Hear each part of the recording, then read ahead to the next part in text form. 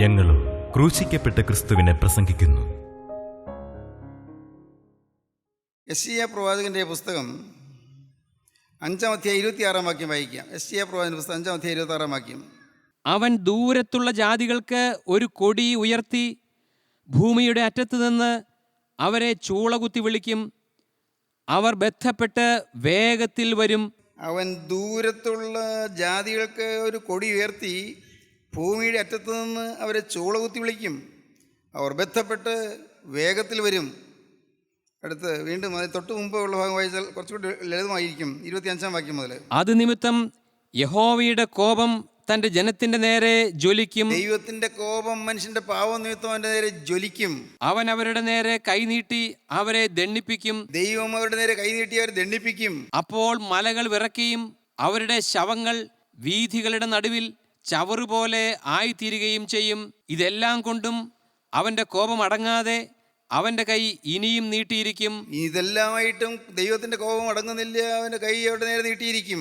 അവൻ ദൂരത്തുള്ള ജാതികൾക്ക് ഒരു കൊടി ഉയർത്തി ഭൂമിയുടെ അറ്റത്ത് നിന്ന് അവരെ ചൂളകുത്തി വിളിക്കും. ദൈവത്തിന് സ്തോത്രം. ദൈവത്തിൻ്റെ കോപം വരുന്നത് മനുഷ്യൻ്റെ പാപം മൂലമാണ്.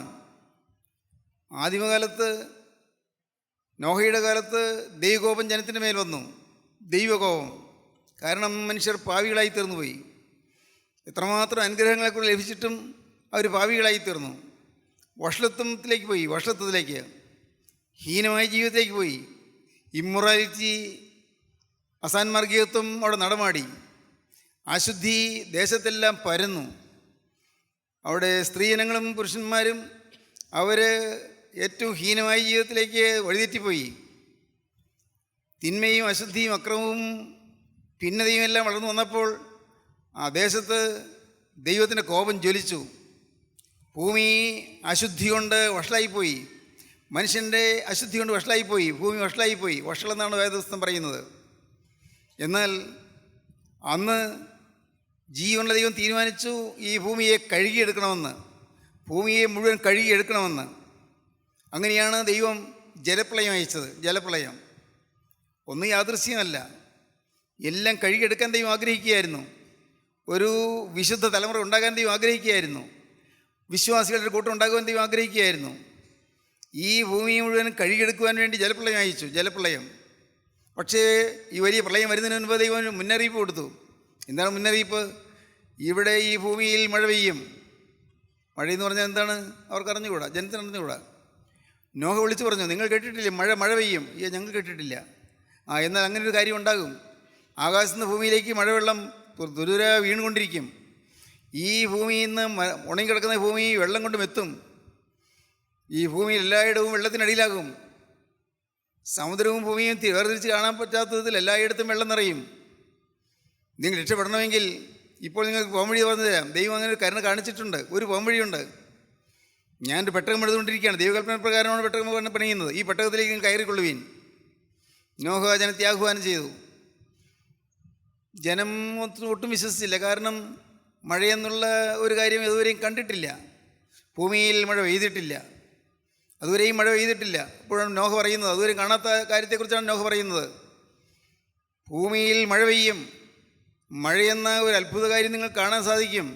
ഭൂമിയിൽ വെള്ളം നിറയും. നിങ്ങളെല്ലാവരും വെള്ളത്തിനടിയിൽ മരിച്ചു പോകും. ഭൂമി മുഴുവൻ വെള്ളം കൊണ്ട് നിറയും. നോഹയ്ക്ക് ദൈവത്തിൻ്റെ കൽപ്പന ലഭിച്ചു. നോഹ അത് വിളിച്ചു പറഞ്ഞു. 120 കൊല്ലം നോഹ അത് പറഞ്ഞുകൊണ്ടേയിരുന്നു. ഒരേ കാര്യം തന്നെ. നോഹ പറഞ്ഞത് കേട്ട് കൂട്ടാക്കാൻ ആരും തയ്യാറായില്ല. പക്ഷേ വിശേഷ ബുദ്ധിയില്ലാത്ത മൃഗങ്ങൾ തയ്യാറായി. പെട്ടതിൻ്റെ വാതിൽ തുറന്നു വെച്ചിരിക്കുകയായിരുന്നു. സിംഹം കയറുന്നു, പുള്ളിപ്പുലി കയറുന്നു, കടുവ കയറുന്നു, കരടി കയറുന്നു, ചെന്നായി കയറുന്നു, കൂടെ ആട്ടിൻകുട്ടി കയറുന്നു, മാൻപേടകൾ കയറുന്നു. പരസ്പരം വൈരാഗ്യമുള്ള, പരസ്പരം വിരുദ്ധതയുള്ള ജീവികളിലകത്തേക്ക് കടന്നു. അവിടെ വഴക്കില്ല. പെട്ടതിന് പുറത്താണെങ്കിൽ ചെന്നായ മാൻകുട്ടിയെ കടിച്ചു കയറും, ആട്ടിൻകുട്ടിയെ കടിച്ചു കയറും പുറത്താണെങ്കിൽ. പക്ഷേ പെട്ടെന്ന് അത് കയറിയാലോ പിന്നെ അവിടെ വഴക്കില്ല. അവരെല്ലാം ഒരുമിച്ച് കഴിയുകയാണ്. പക്ഷേ വിശേഷബുദ്ധിയുള്ള മനുഷ്യൻ മാത്രം ചിന്തിച്ചു, ഇങ്ങനൊരു കാര്യം നടക്കുമോ? ആര് പറയുന്നത്? ഇതൊക്കെ ആർക്ക് വിശ്വസിക്കാൻ പറ്റും? എന്തോ മണ്ടത്തരമാണിത്. വിശേഷബുദ്ധിയുള്ള മനുഷ്യൻ സ്വയം ബുദ്ധി കൊണ്ട് ആലോചിച്ചു. ഫലമോ അവൻ വെള്ളത്തിൽ മുങ്ങിപ്പോയി. ദൈവം പറഞ്ഞ സമയത്ത് തന്നെ മഴവെള്ളം പെയ്യാൻ തുടങ്ങി. 7 ദിവസം ദൈവം കാത്തിരുന്നു. പെട്ടകത്തിൻ്റെ വാതിൽ അടച്ചതിന് ശേഷം ജനം എന്ത് ചെയ്യും, നോഹ പറഞ്ഞിട്ട് എന്തായി എന്ന് പറഞ്ഞുകൊണ്ട് ജനം പുച്ഛിച്ചുകൊണ്ടിരുന്നു. ദിവസം 1 കഴിഞ്ഞു, മഴ പെയ്യുന്നില്ല. 2 കഴിഞ്ഞു, മഴ പെയ്യുന്നില്ല. ആളുകളെല്ലാം നാൽക്കവലകളിലും എല്ലാവരും സംസാരമായി. ആ കാരണവർ പറഞ്ഞത് ഒരു മണ്ടത്തരം കണ്ടില്ലേ. ഇപ്പോൾ അദ്ദേഹം പറഞ്ഞിട്ട് എന്തായി, ദിവസം 1, 2, 3, 4, 5, 6, 7 ദിവസം കഴിഞ്ഞപ്പോൾ ഇത് ആകാശത്ത് നിന്ന് മഴവെള്ളം താഴെ ഭൂമിയിലേക്ക് പെയ്യുന്നു. ഇതെന്തൊരു അത്ഭുതം, കണ്ടിട്ടില്ല ഇതുവരെ. മഴവെള്ളം ഭൂമിയിലേക്ക് പെയ്യുന്നു. വെള്ളം ഭൂമിയിലേക്ക് പെയ്ത് ഭൂമി നിറയുന്നു. വീടുകളിൽ കയറി പറ്റിയവരെ വീടുകൾ ഉള്ളിലേക്ക് പെയ്യുന്നു. വീടിനകത്തേക്കും വെള്ളം കയറുന്നു. മരത്തലപ്പുകളിലേക്ക് കയറുന്നു. മരത്തലപ്പുകളിൽ വെള്ളം നിറയുന്നു. ഭൂമി മുഴുവൻ വെള്ളം കൊണ്ട് നിറഞ്ഞു. ഈ വെള്ളത്തിൽ തുടിച്ച് നീന്തി അവർ, ഈ പാവപ്പെട്ടവർ, ആശാരിമാർ ഉൾപ്പെടെ അവരെല്ലാവരും ചെന്ന് പെട്ടകത്തിൻ്റെ അടുക്കൽ ചെന്ന് നോഹയെ വിളിക്കുന്നു. ഞങ്ങൾക്ക് വേണ്ടി വാതിൽ തുറന്നു തരണമേ. നോഹ വിളിച്ചു പറഞ്ഞു, എനിക്ക് തുറക്കാൻ അധികാരമില്ല. ഇത് അടയ്ക്കുകയും തുറക്കുകയും ചെയ്യുന്നത് ജീവനുള്ള ദൈവമാണ്. നിങ്ങൾക്ക് വചനം തരാൻ ഏൽപ്പിച്ച ദൈവം തന്നെയാണ് ഇത് അടയ്ക്കുകയും തുറക്കുകയും ചെയ്യുന്നത്. ദൈവം അടച്ചു, ഇനി ആർക്ക് തുറക്കാൻ സാധ്യമല്ല. ദൈവത്തിന് സ്തോത്രം. ആ ജനങ്ങളെല്ലാം വെള്ളത്തിൽ മുങ്ങിത്താണുപോയി. എല്ലാവരും കൂട്ടത്തോടുള്ള മരണമായിരുന്നു.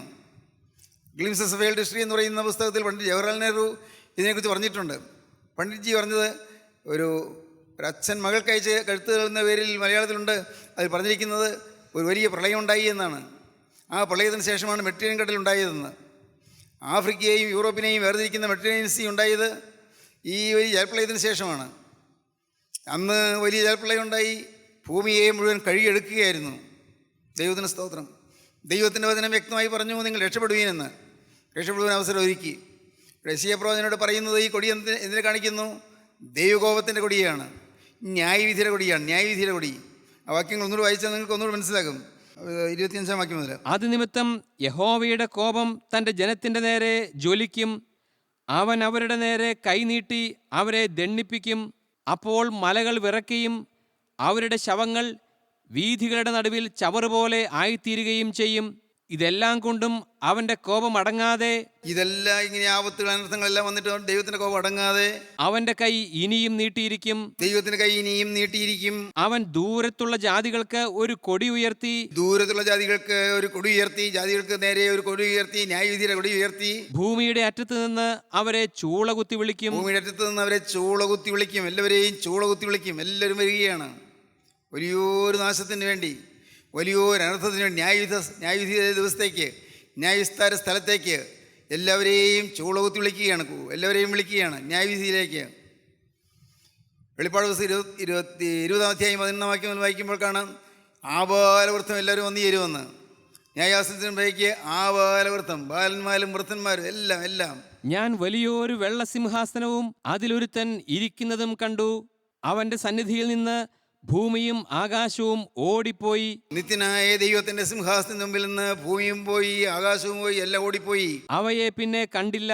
ഇന്നത്തെ ആകാശത്തെയും ഭൂമിയെയും പിന്നെ കണ്ടില്ല. മരിച്ചവർ ആബാലവൃദ്ധം സിംഹാസനത്തിന് മുമ്പിൽ നിൽക്കുന്നതും കണ്ടു. മരിച്ചുപോയവര് ആബാലവൃദ്ധം സിംഹാസനത്തിന് മുമ്പിൽ നിൽക്കുന്നതും ഞാൻ കണ്ടു. പുസ്തകങ്ങൾ തുറന്നു. ജീവന്റെ പുസ്തകമെന്ന മറ്റൊരു പുസ്തകവും തുറന്നു. പുസ്തകങ്ങളിൽ എഴുതിയിരുന്നതിന് ഒത്തവണ്ണം മരിച്ചവർക്ക് അവരുടെ പ്രവൃത്തികൾക്കടുത്ത് ന്യായവിധി ഉണ്ടായി. പുസ്തകങ്ങളിൽ എഴുതിയിരുന്നത്തോണം മരിച്ചവർക്ക് അവരുടെ പ്രവൃത്തികൾക്കടുത്ത് ന്യായവിധി ഉണ്ടായി. സമുദ്രം തന്നിലുള്ള മരിച്ചവരെ ഏൽപ്പിച്ചു കൊടുത്തു. സമുദ്രത്തിൽ വെച്ച് മരിച്ചുപോയവരെ സമുദ്രം ഏൽപ്പിച്ചു കൊടുത്തു. മരണവും പാതാളവും തങ്ങളിലുള്ള മരിച്ചവരെ ഏൽപ്പിച്ചു കൊടുത്തു. ഓരോരുത്തന് അവനവന്റെ പ്രവൃത്തികൾക്കടുത്ത വിധിയുണ്ടായി. ഓരോരുത്തനും അവനവന്റെ പ്രവൃത്തികൾക്കടുത്ത വിധിയുണ്ടായി. പ്രവൃത്തി എങ്ങനെ അറിയും? പുസ്തകങ്ങളിൽ എഴുതി വെച്ചിരിക്കുന്നു. പുസ്തകങ്ങളിൽ, സ്മരണയുടെ പുസ്തകത്തിൽ, ഓർമ്മയുടെ പുസ്തകത്തിൽ എല്ലാം എഴുതി വെച്ചിരിക്കുന്നു. എല്ലാം നിത്യത്തിൽ എഴുതി വെച്ചിരിക്കുന്നു. സ്നേഹിതരെ, നാം മനസ്സിലാക്കിയിട്ടുണ്ടോ? നമ്മുടെ ഓരോ ചലനവും പ്രത്യേകിച്ച് ആരും എഴുതി വയ്ക്കേണ്ട, അവിടെ റെക്കോർഡാണ്. ദൈവത്തിന് സ്തോത്രം. ഓരോ ചലനവും, ഓരോ വാക്കും, ഓരോ നോക്കും, ഓരോ പെരുമാറ്റവും പുസ്തകങ്ങൾ തുറന്നാണ്. അനേകം പുസ്തകങ്ങളുണ്ട്. ഓർമ്മയുടെ പുസ്തകങ്ങൾ തുറന്നു. പിന്നെ വേറൊരു പുസ്തകമുണ്ട്, ജീവൻ്റെ പുസ്തകം, മറ്റൊരു പുസ്തകം തുറന്നു. ഓരോരുത്തരും അവനവൻ്റെ പുസ്തകങ്ങൾ എഴുതിയിരുന്നിടത്തോണം ഓരോരുത്തരും അവൻ്റെ പ്രവൃത്തികൾക്കടുത്ത് ന്യായവിധി ഉണ്ടായി. മരണത്തെയും പാതാളത്തെയും തീപ്പൊയ്കയിൽ തള്ളിയിട്ടു. മരണത്തെയും പാതാളത്തെയും തീപ്പൊയ്കയിലേക്ക് തള്ളിക്കളഞ്ഞു. ഈ തീപ്പൊയ്ക രണ്ടാമത്തെ മരണം. ഈ തീപ്പൊയ്ക രണ്ടാമത്തെ മരണമാണ്. ജീവന്റെ പുസ്തകത്തിൽ പേരെഴുതി കാണാത്ത ഏവനെയും തീപ്പൊയ്കയിൽ തള്ളിയിടും. ജീവന്റെ പുസ്തകത്തിലേക്ക് നോക്കി പേരിലുള്ളവർ മാത്രം അകത്തേക്ക് എടുക്കുന്നു, അല്ലാത്തവരെല്ലാം തീപ്പൊയ്കയിലേക്ക് തള്ളിക്കളയുന്നു. ദൈവത്തിന് സ്തോത്രം. സഹോദരങ്ങളെ, ഇതെല്ലാം സംഭവിക്കാൻ പോകുന്ന കാര്യങ്ങളാണ്. ഇന്ന് നമുക്ക് ഇതൊക്കെ കേൾക്കുമ്പോൾ ഒരു കെട്ടുകഥ പോലെയൊക്കെ തോന്നും. ബുദ്ധിയിൽ വിശകലനം ചെയ്താൽ മനസ്സിലാവുകയില്ല. ആത്മീയ കാര്യങ്ങൾ ബുദ്ധിയിൽ എങ്ങനെ വിശകലനം ചെയ്യും? സ്വന്തം കണ്ടുപോലും നമുക്ക് കാണാൻ പാടില്ല. സ്വന്തം കണ്ണിലേക്ക് നോക്കാൻ പറ്റുമോ? മറ്റുള്ള കണ്ണിലേക്ക് നോക്കാം. എനിക്ക് കണ്ണാടി മുമ്പിൽ നിന്നുകൊണ്ട് എൻ്റെ കണ്ണ് കാണാം, പക്ഷേ എനിക്ക് സ്വയം എൻ്റെ കണ്ണിലേക്ക് നോക്കാൻ പറ്റുകയില്ല. എല്ലാം കാണുന്നവൻ, എല്ലാം നോക്കുന്നവൻ, എല്ലാം കാണുന്നവനായ കർത്താവായ യേശു ക്രിസ്തു എല്ലാം കണ്ട് എല്ലാം റെക്കോർഡ് ചെയ്യുന്നു, രേഖപ്പെടുത്തി വയ്ക്കുന്നു. ഇതറിയാവുന്നതുകൊണ്ടാണ്, ഈ ന്യായവിധിയെക്കുറിച്ച് അറിയാവുന്നതുകൊണ്ടാണ് നമ്മൾ പൂർവിക പിതാക്കന്മാർ പാടിയത്. എനിക്ക് വളരെ ഇഷ്ടപ്പെട്ട ഒരു ഗീതമാണത്. നീതിയിൽ വിധി ചെയ്യൂ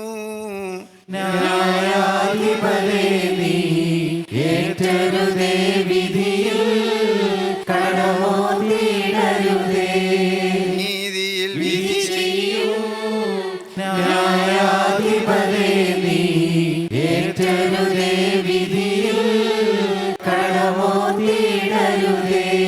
ലഹീനത നീക്കി തുണ ചെയ്യുക രാപകലടിയങ്ങൾ ആശ്രയമല്ലോ. ന്യായാധിപതിയായ കർത്താവേ, ന്യായവിസ്താര ദിവസത്തിൽ എന്നോട് കരുണ ചെയ്യണമേ. ന്യായവിസ്താര ദിവസമുണ്ട്. പ്രിയപ്പെട്ടവരെ, നാം ഈ ഭൂമിയിൽ ജീവിക്കുന്നു. ഇന്ന് നമുക്ക് ആയുസ്സുണ്ട്, ആരോഗ്യമുണ്ട്, ജോലിയുണ്ട്, വരുമാനമുണ്ട്, വീടുണ്ട്, ഒരു കുടുംബമുണ്ട്.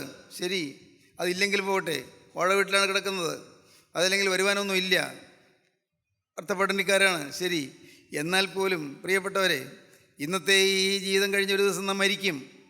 മരിച്ചു കഴിഞ്ഞ് പിന്നെ ഇതാ അടുത്ത് വരാൻ പോകുന്നു ഒരു ന്യായവിധി. മരിച്ചവർ ആബാലവൃദ്ധം സിംഹാസനത്തിന് മുമ്പിൽ നിൽക്കുന്നത് ഞാൻ കണ്ടു. ബാലൻ മുതൽ വൃദ്ധൻ വരെ എല്ലാവരും, മരിച്ചവരെല്ലാം വന്നു ചേരുന്നു. ജീവൻ്റെ പുസ്തകത്തിൽ പേരെഴുതി കാണാത്ത ഏവനെയും തീപ്പൊയ്കയിൽ തള്ളിയിടും. ഓരോരുത്തരുടെ പേരിലുള്ളതായ ചാർജസ് വായിച്ച് കേൾപ്പിക്കും, ഉറക്കെ വായിച്ച് കേൾപ്പിക്കും. പ്രിയപ്പെട്ടവരെ, നിങ്ങൾക്കറിയാമോ, ഇന്ന് നമ്മുടെ ഓരോരുത്തരുടെയും പേരിൽ ചാർജുകളുണ്ട്. പല തെറ്റുകൾ വന്നിട്ടുണ്ട്. പല തെറ്റുകൾ ഒരുപക്ഷെ ഇന്ന് ആരെയെങ്കിലും പരിഹസിച്ചതായിരിക്കാം, അധ്യാപകരെ പരിഹസിച്ചതായിരിക്കാം, മാതാപിതാക്കളെ പരിഹസിച്ചതായിരിക്കാം, അപ്പനെയോ അമ്മയോ തുച്ഛീകരിച്ചതായിരിക്കാം, അപ്പനോടോ അമ്മയോടോ മിണ്ടാതെ വഴക്കെടുത്ത് നിൽക്കുന്നതായിരിക്കാം, ഭർത്താവിന് കീഴ്പ്പെടാതെ അനുസരണമില്ലാതെ നടന്നതായിരിക്കാം, ഭാര്യയെ സ്നേഹിക്കാതെ ആ സ്ത്രീയെ ദ്രോഹിച്ചതായിരിക്കാം. ഓരോരോ തെറ്റുകൾ വന്നിട്ടുണ്ട്. വിദ്യാർത്ഥികൾ സ്വന്തം പഠിത്തം നോക്കാതെ അവർ ഉഴപ്പി നടക്കുകയും വെറുതെ ജീവിതം തുലച്ചു കളയുകയും ചെയ്യുന്നുള്ളവരായിരിക്കാം. ഇതെല്ലാം ഇന്നിവിടെ നടക്കും. എല്ലാം അന്ന് അവിടെ ന്യായവിസ്താര ദിവസം എല്ലാം വായിച്ച് കേൾപ്പിക്കും. പ്രിയപ്പെട്ടവർ, എല്ലാം വായിച്ച് കേൾപ്പിക്കും. അന്ന് മറുപടി പറയാനൊന്നുമില്ല, ഒന്നും മറുപടി പറയാൻ സാധിക്കുകയില്ല, മിണ്ടടങ്ങിപ്പോകും. അതിനെക്കുറിച്ചാണ് പിതാക്കന്മാർ പാടിയത്. ദുഷ്ടന്മാരിൽ കാരുണ്യം പൂണ്ടോനെ കാരുണ്യം ചെയ്യ തീർപ്പിന്മാർ ദുഃഖം പൂണ്ടോ നിൻവാതിൽ മൂട്ടുന്നു കാരുണ്യത്താൽ നൽകണം യാചനയെ സ്വർഗസ്ഥൻ തഥാ പ്രാർത്ഥിക്കുന്നയ്യോ കൈക്കൊണ്ടി കർമ്മം കാരുണ്യം ചെയ്യുക വിണ്ണവർ തന്നാശയമേ കൈക്കൊണ്ടി കർമ്മം കാരുണ്യം ചെയ്യുക. സ്തോത്രം. പിതാക്കന്മാർക്ക് അതെല്ലാം അറിയാമായിരുന്നു. അന്നുള്ള പിതാക്കന്മാർക്ക് അവർ വിശുദ്ധന്മാരായിരുന്നു. ഇന്നുള്ള പിതാക്കന്മാർ അവർ മഹാജ്ഞാനികളായിരുന്നു. അന്നുള്ള പിതാക്കന്മാർ ഭക്തരായിരുന്നു. അവർക്ക് ഇതൊക്കെ അറിയാമായിരുന്നു. ഇന്ന് നിർഭാഗ്യവശാൽ പലർക്കും ഇന്ന് അറിഞ്ഞുകൂടാ, പോകട്ടെ, അത് നമ്മുടെ ചിന്താ വിഷയമല്ലല്ലോ. അന്നത്തെ പിതാക്കന്മാർ ഇതെല്ലാം എഴുതി വെച്ചിരുന്നു. ഭാഗ്യം, ഇങ്ങനെയൊരു വലിയ സ്വത്ത് ഉണ്ട് എന്നുള്ളത്, വലിയ വിശ്വാസത്തിൻ്റെ സ്വത്തുണ്ട് എന്നുള്ളത് അന്നത്തെ പിതാക്കന്മാർ എഴുതി വെച്ചിരുന്നതുകൊണ്ട് നമുക്ക് മനസ്സിലായി. ഇല്ലെങ്കിൽ നമ്മൾ അറിയില്ലായിരുന്നു. ന്യായാധിപതേ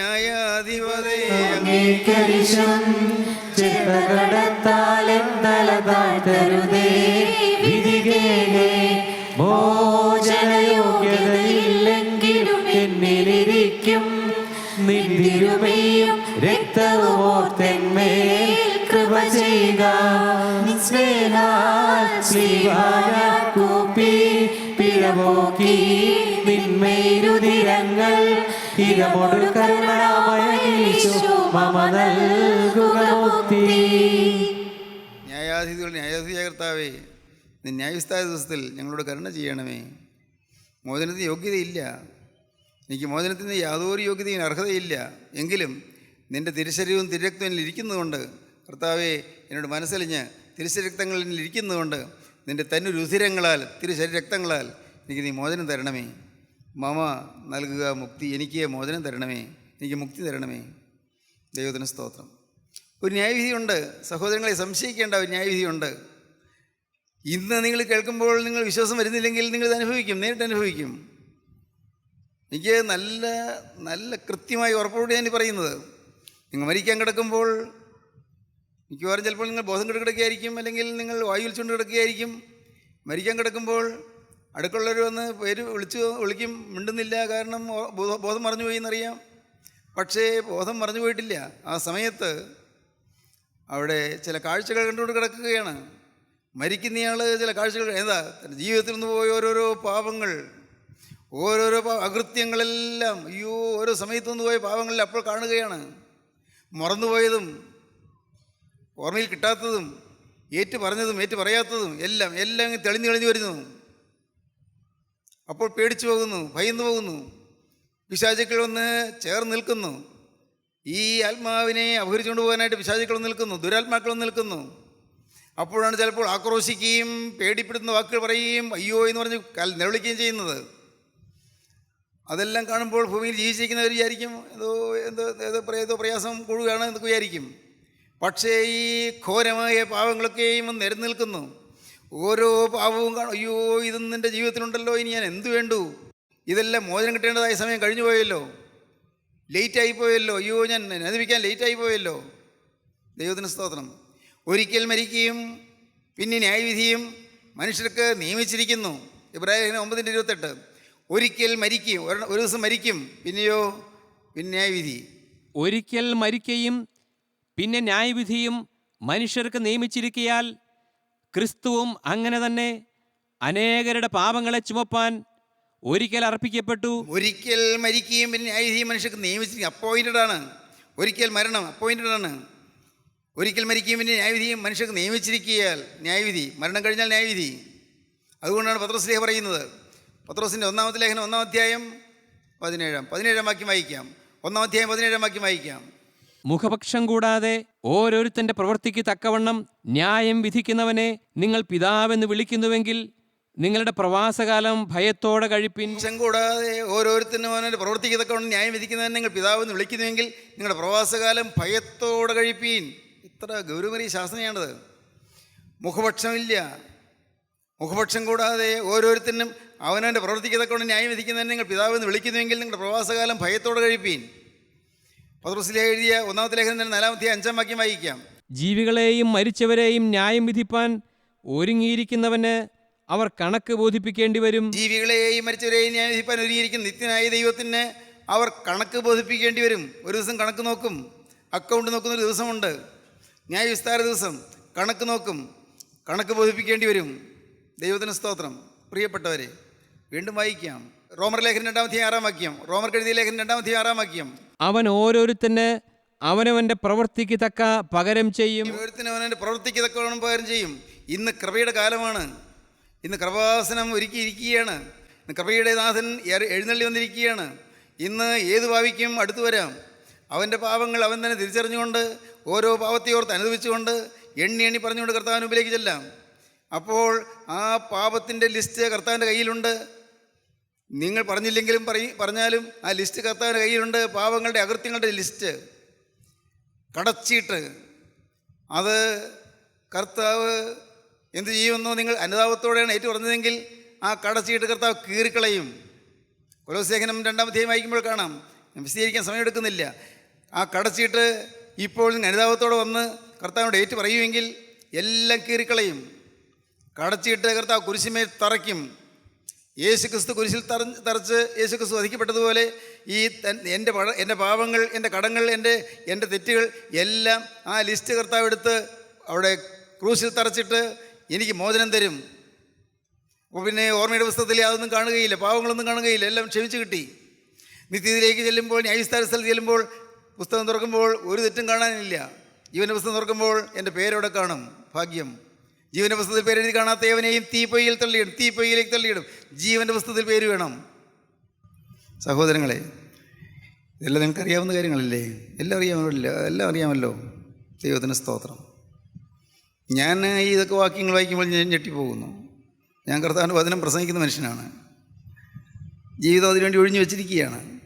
പക്ഷേ ദൈവത്തിന് മുഖോഷമില്ലല്ലോ. ഞാൻ ചിലപ്പോൾ കർത്താവിനോട് പറയും, രഹസ്യമായി പറയും, തനിയായിരുന്നു പറയും, കർത്താവേ, ഞാൻ ഈ ജനത്തോട് ഇതെല്ലാം പറഞ്ഞു. എൻ്റെ ജീവിതത്തിൽ ഒരകൃത്യമെങ്കിലും ഉണ്ടെങ്കിൽ ഞാൻ ലജ്ജിതനായി പോകുമല്ലോ, ഞാൻ പുറത്തായി പോകുമല്ലോ, ഞാൻ കോട്ടന് പുറത്തായി പോകുമല്ലോ. കർത്താവേ, എൻ്റെ ജീവിതത്തിൽ ഞാനിതെല്ലാം പറഞ്ഞിട്ട് ജനത്തെ ഉപദേശിച്ചിട്ട് ഏതെങ്കിലും അകൃത്യം എൻ്റെ ജീവിതത്തിലുണ്ടെങ്കിൽ കർത്താവേ, ഞാൻ അഗതിയായി ഞാൻ വെളിയിൽ പോകുമല്ലോ. കർത്താവേ, അതുകൊണ്ട് എൻ്റെ പേരിലുള്ള അകൃത്യങ്ങളെല്ലാം നീ മായ്ച്ചു തരണമേ. എന്നെ നീ ഒരു പൂർണ്ണ വിശുദ്ധനാക്കി തീർക്കണമേ. പൂർണ്ണമായ വിശുദ്ധിയുടെ അനുഭവിക്ക് തരണമേ. കറകളെല്ലാം കഴുകണമേ. അറിഞ്ഞോ അറിയാതെയും പോയി പാവങ്ങൾ എല്ലാം ക്ഷമിക്കണമേ. നിൻ്റെ ക്രൂശിലെത്തിയ രക്തം എല്ലാ പാവങ്ങളെയും കഴുകുമല്ലോ. ഞാൻ വിശ്വസിക്കുന്നു കർത്താവേ, നീ കുരിശിൽ ചൊരിഞ്ഞ രക്തം എനിക്ക് വേണ്ടിയാണല്ലോ, എൻ്റെ പാവം കഴുകാനാണല്ലോ. നിൻ്റെ മാറിൽ കുന്തം കൊണ്ട് കുത്തേറ്റതും നിൻ്റെ കൈകളും കാലുകളും തുളയ്ക്കപ്പെട്ടതും കർത്താവേ, നിൻ്റെ മുഖത്ത് തുപ്പലേറ്റതും കന്നത്തടിയേറ്റതും ശിരസിൽ മുൾമുടിയേറ്റതും കർത്താവേ, അവർ ചാട്ടവാറ് കൊണ്ട് നിന്നെ ആഞ്ഞടിച്ചപ്പോൾ ആ പ്രഹരമെല്ലാം ഏറ്റ നിൻ്റെ പുറംചാലുകൾ നിൻ്റെ പുറമെല്ലാം കീറി പിളർന്നതും എല്ലാം ഞാൻ ഏൽക്കേണ്ട ശിക്ഷയായിരുന്നല്ലോ. കർത്താവേ, ഞാനാണ് ശിക്ഷിക്കപ്പെടേണ്ടിയിരുന്നത്. നീയോ നിരപരാധി, നിഷ്കളങ്കൻ, നീ പാവമില്ലാത്തവൻ, എനിക്ക് വേണ്ടി നീ ഇതെല്ലാം സഹിച്ചല്ലോ. അതുകൊണ്ട് കർത്താവേ, ഇപ്പോൾ അവിടുത്തെ മഹത്വമേറിയ സന്നിധാനത്തിൽ വന്ന് എളിമയോടെ യാചിക്കുന്നു. നാഥ, നീ കുരിശിൽ നിന്നിറങ്ങി വന്ന് എൻ്റെ ഈ അശുദ്ധമായ ഹൃദയത്തിൽ വാഴണമേ. നീ കുരിശിന്മേൽ കിടന്ന് റോമൻ സർക്കാർ ഒരുക്കിയ ആ 2 മരക്കഷണത്തിന്മേൽ കടന്ന് നീ അവസാനമായി ജീവിതം അവസാനിപ്പിക്കേണ്ടതല്ല. നീ വസിക്കേണ്ടത് ഇവിടെ മനുഷ്യൻ്റെ ഒച്ച ഹൃദയത്തിലാണ്. ഈ ഹൃദയത്തിൽ നീ വസിക്കാൻ എന്നെ ഞാനിതാ നിനക്ക് തരുന്നു. കർത്താവേ, എഴുന്നള്ളി വരണമേ. ഈ പാവിയായ മനുഷ്യൻ്റെ ഹൃദയത്തിലേക്ക് യേശുനാഥ, നീ എഴുന്നള്ളി വരണമേ. ഞാൻ ന്യായവിസ്താരത്തിലേക്ക് പോകുന്നതിന് മുൻപ്, ഈ ഭൂമിയിൽ നിന്ന് മരണ വഴിയായി കടന്നു പോകുന്നതിന് മുൻപ്, കർത്താവേ, രണ്ടാമത്തെ വരുന്നതിന് മുൻപ് എൻ്റെ യേശുവേ, ഇപ്പോൾ തന്നെ നീ എൻ്റെ ഹൃദയത്തിലേക്ക് വരണമേ. എൻ്റെ ജീവിതത്തിലെ പാവങ്ങളെല്ലാം മാറ്റി എനിക്ക് ആശ്വാസം തരണമേ. അനേക ഊരാക്കുരുക്കളിൽ ഞാൻ പെട്ടിരിക്കുകയാണ്. ഞാൻ വിടർത്തിയിട്ടും പോകാത്ത കുരുക്കുകളാണ്, അഴിച്ചിട്ടും പോകാത്ത അഴിയാക്കുരുക്കുകളാണ്. എൻ്റെ കരുണയുള്ള കർത്താവേ, ഇതെല്ലാം ഈ കുരുക്കെല്ലാം അഴിച്ച് എനിക്കൊരു മോചനം തരണമേ. മനസ്സിന് സമാധാനമില്ല, മനസ്സിന് സ്വസ്ഥതയില്ല, ഉള്ളിൽ സംതൃപ്തിയില്ല, എന്തിലൊക്കെ ഒരു അസംതൃപ്തിയാണ്, ആകെ ഒരു ആധിയാണ്. കർത്താവേ, എനിക്ക് ഒരു ശാശ്വത ശാന്തി തരണമേ. പ്രാർത്ഥിക്കൂ പ്രിയപ്പെട്ടവരെ. നിങ്ങൾ പ്രാർത്ഥിച്ചാൽ കർത്താവ് പ്രാർത്ഥന കേൾക്കും. ഇന്ന് പ്രാർത്ഥന കേൾക്കുന്ന ക്രിസ്തു നിങ്ങളുടെ അരികത്തേക്ക് വന്നിട്ടുണ്ട്. അവൻ നിങ്ങളോട് സംസാരിക്കുകയാണ്. അവൻ നിങ്ങളുടെ അരികത്ത് നിന്നുകൊണ്ട് നിങ്ങളോട് ഹൃദ്യമായി സംസാരിക്കുകയാണ്. മകനെ, നിൻ്റെ ഹൃദയം എനിക്ക് തരിക. മകളെ, നിൻ്റെ ഹൃദയം എനിക്ക് തരിക. കർത്താവ് നിങ്ങളൊന്നും ചോദിക്കുന്നില്ല. നിങ്ങളുടെ പൈസ കർത്താവ് ചോദിക്കുന്നില്ല.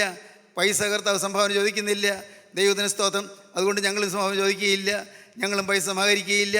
സുവിശേഷ ഇത് ഞങ്ങൾ പൈസ ഉണ്ടാക്കുകയില്ല. ഹല്ലേലൂയ, ദൈവത്തിന് സ്തോത്രം. ഞങ്ങൾ സഭ മാറ്റുകയില്ല, സഭ മാറുകയില്ല. ഞങ്ങൾ സമുദായം മാറ്റുകയില്ല, സമുദായം മാറുകയില്ല. ഞങ്ങൾ മതപരിവർത്തനം പോലും ഞങ്ങൾ ആഗ്രഹിക്കുന്നില്ല. എന്നാലോ ഞങ്ങൾ മനപരിവർത്തനം ആഗ്രഹിക്കുന്നു. മതപരിവർത്തനമല്ല, മനപരിവർത്തനം. ദൈവത്തിന് സ്തോത്രം. ഇന്ന് ഈ വാക്കുകളെ കേൾക്കുന്ന എല്ലാവരും യേശുവിൻ്റെ അരികിലേക്ക് വരുമോ? യേശുവിനെ സ്നേഹിക്കാൻ തുടങ്ങുമോ? യേശുവിൻ്റെ അരികിലേക്ക് വന്ന് ഹൃദയം താഴ്ത്തുമോ യേശുവിനോട്? യേശുവേ, ഇന്നു മുതൽ ഞാൻ നിൻ്റെ ഒരു അടിമയായി ജീവിക്കും. എൻ്റെ നാഥ, എൻ്റെ ഹൃദയത്തിലേക്ക് എഴുന്നേൽപ്പ് വരണമേ. പാഴും ശൂന്യമായ ഈ മരുപ്പറമ്പിലേക്ക്, പാഴ്ശൂന്യമായി നനവിൻ്റെ കിനിവില്ലാത്ത ഈ എൻ്റെ ഹൃദയത്തിലേക്ക്, ആർദ്രതയില്ലാത്ത എൻ്റെ ഹൃദയത്തിലേക്ക്, ഈ ദുഷ്ടഹൃദയത്തിലേക്ക്, കോപക്രാന്തമായ ഹൃദയത്തിലേക്ക്, മദ്യപാനാസക്തി കൊണ്ട ഹൃദയത്തിലേക്ക്, എൻ്റെ കർത്താവേ, അശുദ്ധി നടമാടുന്ന ഹൃദയത്തിലേക്ക് ഉടയവനെ നീ എഴുന്നള്ളി വരിക. എൻ്റെ കർത്താവേ, തിന്മകളേറെ വന്നുപോയ ജീവിതമാണ് ഈ ഹൃദയം. അശുദ്ധി പറ്റിപ്പോയ ജീവിതമാണ് ഈ ഹൃദയം. അഴുക്കായി പോയ ജീവിതമാണ്. ഉടയവനെ നീ എഴുന്നള്ളി വരിക. ദൈവത്തിന് സ്തോത്രം. യേശുവിനെ നിങ്ങൾ എതിരേൽക്കുക. കർത്താവിന് വഴിയൊരുക്കുകയും അവൻ്റെ പാത നിരപ്പാക്കുകയും. കർത്താവിൻ്റെ വഴി നിങ്ങൾ ഒരുക്കുക, അവൻ്റെ പാത നിങ്ങൾ നിരപ്പാക്കുക. യേശുദാ വരുന്നു. അവൻ നടന്നു വരുമ്പോൾ വഴിയിൽ കുഴി കാണരുത്, അവിടെ മുള്ള് കാണരുത്, അവിടെ കല്ലുകൾ കാണരുത്. എല്ലാം പെറുക്കി മാറ്റിക്കൊള്ളുക. യേശു നടന്നു വരാൻ, ഹൃദയത്തിലേക്ക് നടന്നു വരാൻ കർത്താവിന് വഴിയൊരുക്കുകയും അവൻ്റെ പാത നിരപ്പാക്കുകയും. ഹല്ലേലൂയ. ഈ അന്തിമകാലത്ത് പാത നിരപ്പാക്കാൻ നിങ്ങൾക്ക് മനസ്സുണ്ടോ? വഴി നികത്താൻ നിങ്ങൾക്ക് മനസ്സുണ്ടോ? യേശുവിന് വേണ്ടി ഹൃദയം തുറക്കാൻ നിങ്ങൾക്ക് ആഗ്രഹമുണ്ടോ? എങ്കിൽ യേശുവിൻ്റെ അരികത്ത് വന്നിട്ടുണ്ട്. നിങ്ങൾക്ക് യേശുവിനോട് പറയാം, യേശുവേ എൻ്റെ നാഥ, നീ എനിക്ക് വേണ്ടി ക്രൂശിൽ മരിച്ചതിനാൽ ഇന്നു മുതൽ ഞാൻ നിനക്കായി ജീവിക്കും. ഹല്ലേലൂയ. യേശുവിനോട് നിങ്ങൾക്ക് പറയാം, ഞാൻ പറഞ്ഞു തരാം, എൻ്റെ യേശുവേ, എനിക്ക് വേണ്ടി ക്രൂശിൽ മരിച്ചതിനാൽ ഇന്നു മുതൽ ഞാൻ നിനക്കായി ജീവിക്കും. എൻ്റെ യേശുവേ, ഇന്നു മുതൽ ഞാൻ നിന്റെ വക. എൻ്റെ യേശുവേ, ഇന്നു മുതൽ സാത്താനെ ഉപേക്ഷിച്ച് യേശുവയെ സ്വീകരിച്ച് വിശുദ്ധ ജീവിതം നയിക്കും. Hallelujah, hallelujah, hallelujah. അങ്ങനെ പറഞ്ഞവർ മാത്രം കരങ്ങൾ ഉയർത്തുകയും നിങ്ങൾക്ക് വേണ്ടി പ്രാർത്ഥിക്കാം. Hallelujah, hallelujah, hallelujah, hallelujah, hallelujah, hallelujah, hallelujah, hallelujah, hallelujah. ജീവനുള്ള ദൈവമേ, കരുണയുള്ള കർത്താവേ, അവിടുന്ന് ഞങ്ങൾക്ക് തന്ന സ്വർഗീയ വചനങ്ങൾക്കായി ഞങ്ങൾ നിന്നെ സ്തുതിക്കുന്നു. സ്വർഗം ഞങ്ങൾ നേരെ തുറന്നിരിക്കുന്നതിന് ഞങ്ങൾ നിന്നെ സ്തുതിക്കുന്നു. അനേകം പേർക്ക് കുറ്റബോധം തന്നതിനായി നിന്നെ സ്തുതിക്കുന്നു. പാവബോധം തന്ന അനേകരെ ഉണർത്തുന്നതിനായി നിന്നെ സ്തുതിക്കുന്നു. എൻ്റെ കർത്താവേ, ന്യായവിധിയിലേക്ക് പോകാതെ, ന്യായവിസ്താര ദിവസത്തിൽ ഞങ്ങൾ ലജ്ജിച്ചു പോകാതെ ഇന്ന് ഞങ്ങളുടെ പാവങ്ങളെല്ലാം പുറത്ത് ഞങ്ങൾക്ക് മാപ്പ് തരണമെന്ന് പ്രാർത്ഥിക്കുന്നു. എല്ലാവരെയും അനുഗ്രഹിക്കണം കർത്താവേ.